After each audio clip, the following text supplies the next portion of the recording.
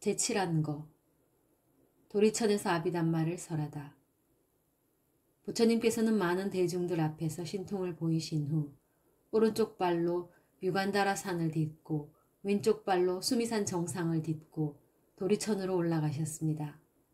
그것은 과거 모든 부처님들과 마찬가지로 아비담마를 설하기 위해서였습니다. 부처님의 모습이 갑자기 보이지 않자 모여있던 대중들이 웅성거리기 시작했습니다. 대중들은 부처님께서 안거 기간 동안 도리천에서 아비담마를 설한 후 해제날 돌아오신다는 사실을 알게 되자 그 자리에서 부처님을 기다리기로 하였습니다. 부처님께서 도리천에 올라가시기 전에 미리 마하모칼라나 존자에게는 법을 설하게 하고 제가 신자인 쫄라 아나타핀티카에게는 음식을 제공하라고 일러두셨기 때문에 대중들은 그 자리에서 마하모칼라나 존자의 법문을 들으며 부처님께서 돌아오시기를 기다렸습니다. 도리천에 오르신 부처님께서 제석천왕의 홍옥보좌에 앉자 1만 세계의 천신과 범천들이 몰려왔습니다. 어머니였던 마야 대와붓다 천신이 도솔천에서 내려와 제일 먼저 부처님 오른편에 앉았고 그 다음에 앙꾸라 천신과 인다카 천신이 부처님 왼쪽에 가까이 와서 앉았습니다. 그런데 부처님의 법문을 듣기 위해 범천들까지 오자 앙꾸라 천신은 그 자리에 있지 못하고 점점 뒤로 밀려나다가 결국 12요자나 밖까지 밀려나게 되었습니다. 공덕의 차이가 있기 때문에 물러나고 싶지 않아도 저절로 밀려나게 된 것입니다. 그러나 인다카 천신은 뒤로 밀리지 않고 그 자리에 계속 앉아 있을 수 있었습니다. 거기에는 그럴 만한 연유가 있었습니다. 앙꾸라 천신은 전생에 아주 큰 부자였기 때문에 오랜 기간 동안 많은 사람들을 초청해서 보시한 공덕으로 천신으로 태어났습니다. 반면 인다카 천신은 천한 제일인 아누르타 존자에게 음식 한 주걱을 보시한 공덕으로 천신으로 태어났습니다. 오랜 기간 동안 많은 사람들에게 보시를 계속한 앙꾸라 천신은 뒤로 물러나야 했는데 비해 딱 한 번 아주 작은 양의 음식을 보시한 인다카 천신이 부처님 가까이에서 법문을 들을 수 있었던 이유는 보시를 받는 사람에 따라 보시의 공덕이 달라지기 때문입니다. 그것은 황무지에 많은 별을 심는 것보다 적은 벼라도 옥토에 심는 것이 더 수확량이 많은 것과 같은 이치입니다.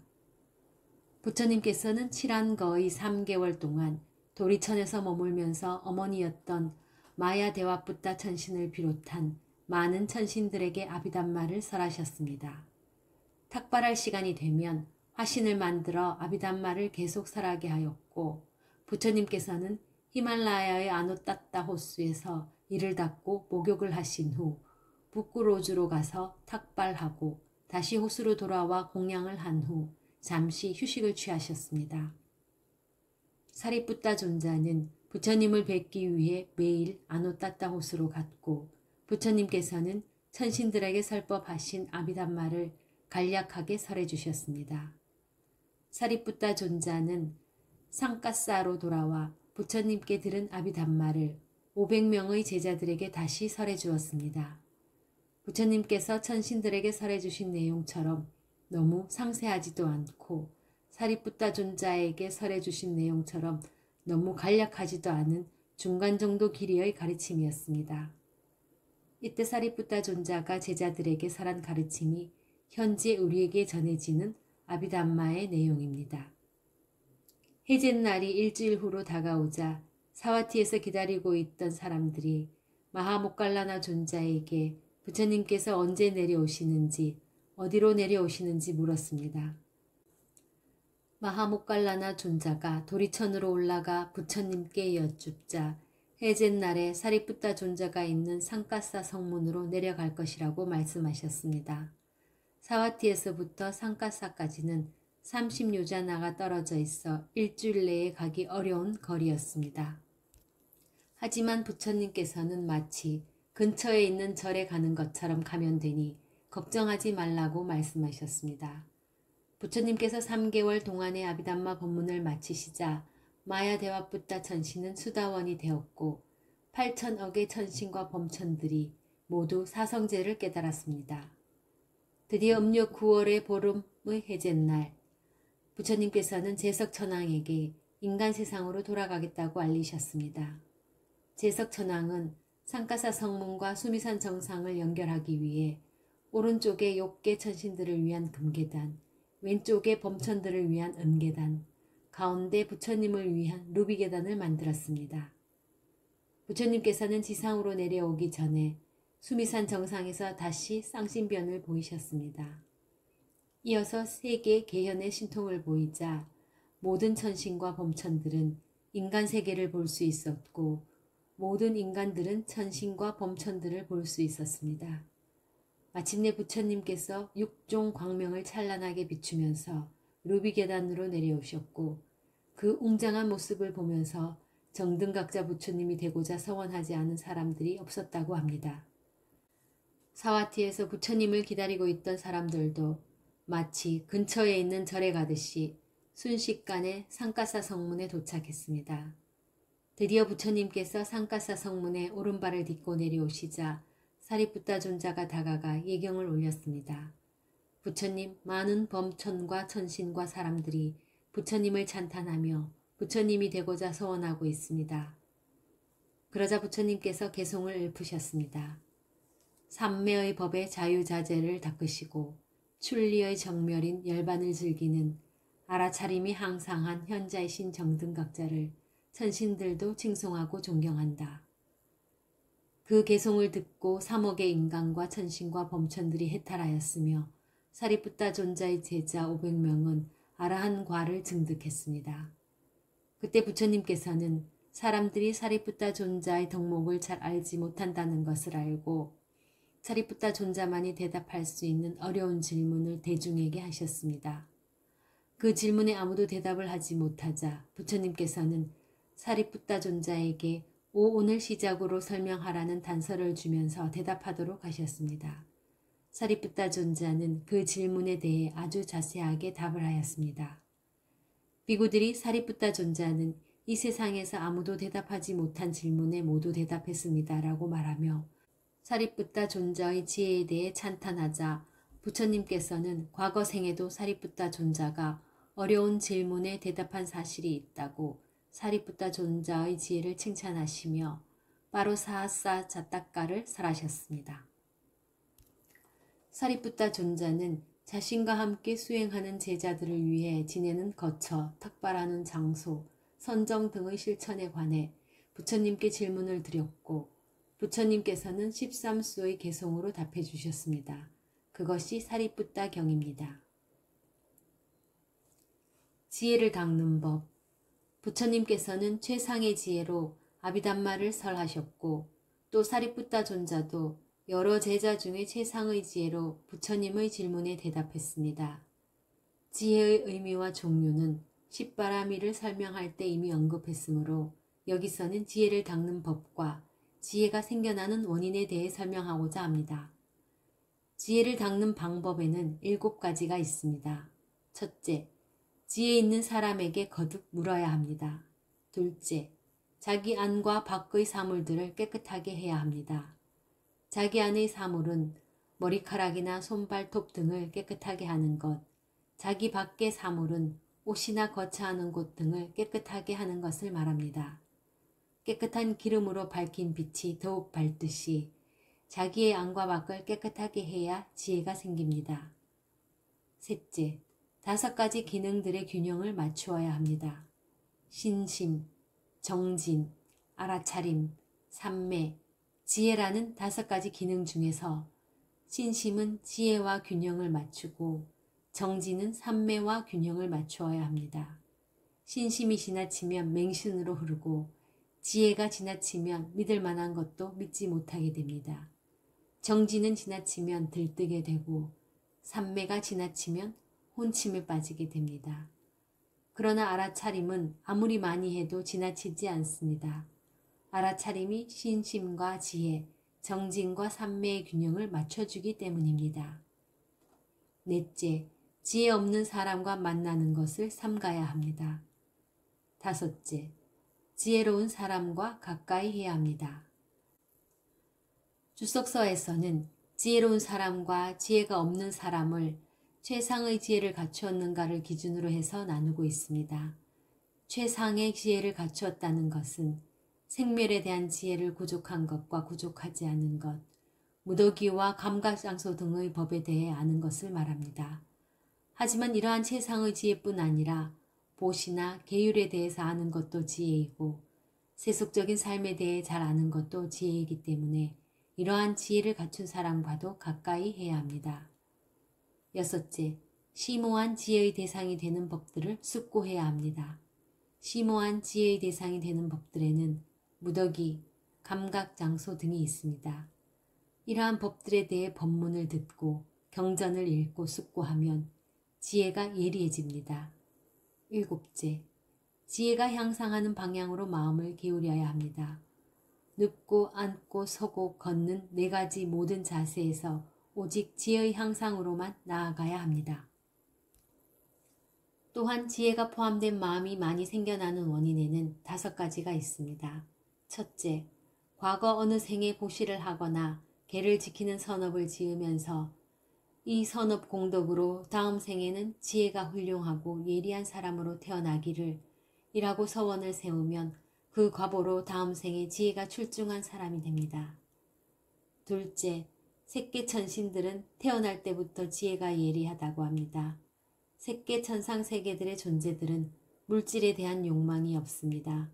음식을 먹지 않고 선정의 기쁨을 먹고 삽니다. 눈, 귀, 코, 혀, 몸의 형체를 갖추고 있지만 그중 코, 혀, 몸은 감각기관으로서 기능을 하지 않기 때문에 그로 인해 번뇌가 생겨나지 않습니다. 셋째, 지혜가 포함된 마음이 특별히 많이 생겨나는 기간이 있습니다. 평균 수명이 100살이라고 하면 40살 이전에는 감각 욕망이 많고 하고 싶은 것도 많아 수행할 시간이 없고 50살 이후에는 수행하고 싶어도 힘이 떨어지는 시기입니다. 그래서 40살에서 50살까지의 기간이 수행에서 지혜를 얻기에 가장 적합한 시기입니다. 이 시기를 지혜의 10년이라고 합니다. 넷째, 지혜의 10년보다 나이가 더 어리거나 많더라도 사마타 수행이나 위파사나 수행을 하면 그 수행의 공덕으로 번뇌가 줄어들어 지혜가 예리해집니다. 지혜가 개발되고 집중력도 강해지기 때문에 경전을 보거나 법문을 들어도 잘 이해하게 됩니다. 다섯째, 태어날 때 3가지 원인을 모두 가지고 태어난 경우입니다. 탐욕 없음, 성냄 없음, 어리석음 없음이라는 3가지 원인으로 인간 세상에 태어난 사람들은 태어나면서부터 지혜가 예리합니다. 어리석음 없음이라는 지혜 요소를 가지지 않고 태어나는 사람은 같은 내용을 듣더라도 이해하는 것이 더딥니다. 지금 지혜의 10년에 해당하는 사람은 나는 지혜가 제일 좋은 시기를 맞았다. 이 좋은 기회를 놓치지 않으리라. 더욱 열심히 선업을 실천하고 특히 수행에 매진하여 세간의 이익, 출세간의 이익을 모두 성취하리라 라고 숙고해야 합니다. 지혜의 10년이 지난 사람은 내가 게으르고 경각심이 부족하여 그 좋은 지혜의 10년을 그냥 흘려보냈다. 하지만 이보다 더 시간이 지나면 선법을 더욱 실천하기가 어려워질 것이다. 조금이라도 젊을 때 열심히 정진하리라 고 숙고해야 합니다. 아직 지혜의 10년이 되지 않은 사람은 지금 비록 번뇌가 많아 수행이 잘 안 되더라도 나중에 지혜의 10년을 맞으면 달라질 것이다. 그때 수행을 잘 할 수 있도록 지금부터 할 수 있는 만큼 열심히 실천하자라고 숙고해야 합니다. 지혜를 닦는 방법을 잘 알고 실천하면 세간의 이익과 출세간의 이익을 다 성취할 수 있습니다. 순다리의 모함. 우리가 살다 보면 이득과 손실, 명성과 악명, 칭송과 비난, 즐거움과 괴로움을 번갈아 겪게 됩니다. 바람이 이리 불고 저리 불듯 가끔은 이득을 보고 가끔은 손실을 보고 가끔은 명성을 얻고 가끔은 악명을 얻고 가끔은 칭송을 받고 가끔은 비난을 받고 가끔은 즐거운 일이 생기고 가끔은 괴로운 일이 생깁니다. 이것을 세간팔법이라고 합니다. 이는 성자나 범부를 가리지 않습니다. 설령 부처님이라고 해도 이를 피하지는 못합니다. 하지만 그에 대처하는 방법은 다릅니다. 범부들은 그러한 법들이 무상하고 괴로운 것이고 실체가 없는 법이라는 것을 모르기 때문에 좋은 것에는 집착하고 싫은 것에는 화를 냅니다.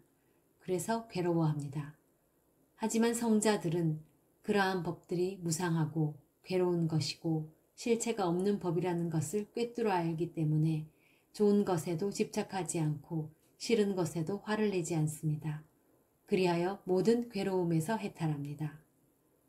부처님께도 비난이라고 하는 세간법이 닥쳐온 적이 있었습니다. 부처님께서 도리천에서 내려오셔서 상가사 성문에서 보인 여러 신통과 설법으로 명성이 더욱 높아졌을 때의 일입니다. 부처님과 승단은 과거의 선업 바람일 뿐만 아니라 현생의 여법한 가르침과 실천으로 인해 갈수록 많은 보시를 받게 되었습니다. 그렇게 부처님께 대한 존경심이 커져갈수록 외도들에 대한 신심은 날로 떨어졌고 보시도 줄어들게 되었습니다.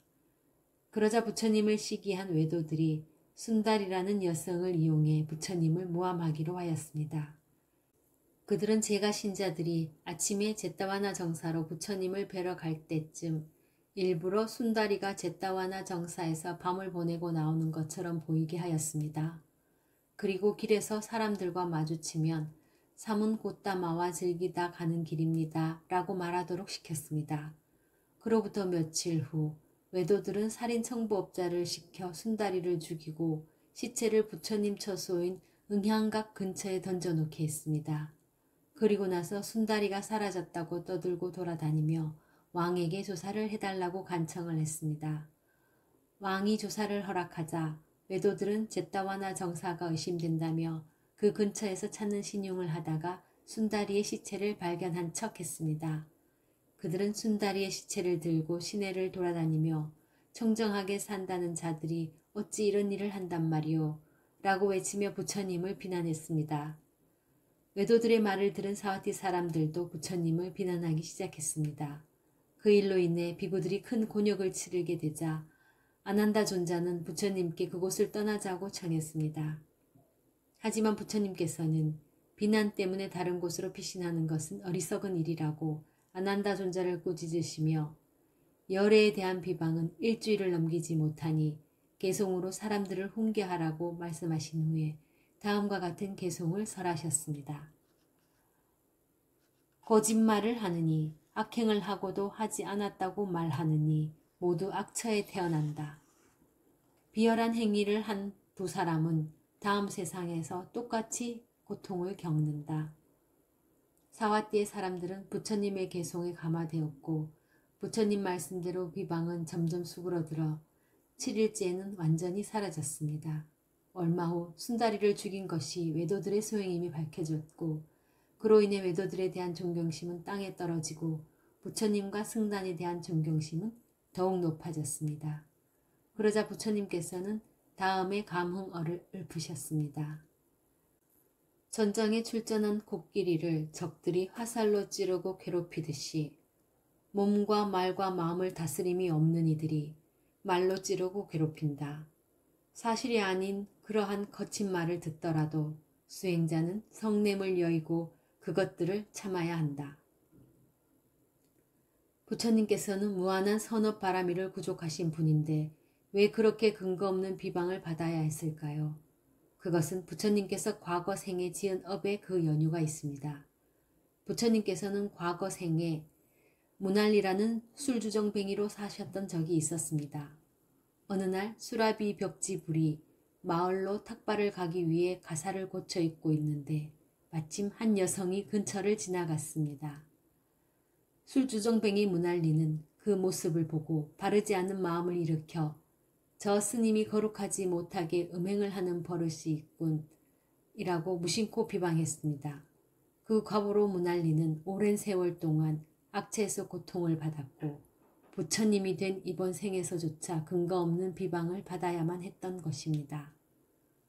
부처님이나 벽지불은 말할 것도 없고 일반 제자들도 아라한과를 증득한 이후에는 더 이상 새로운 업이 생겨나지 않습니다.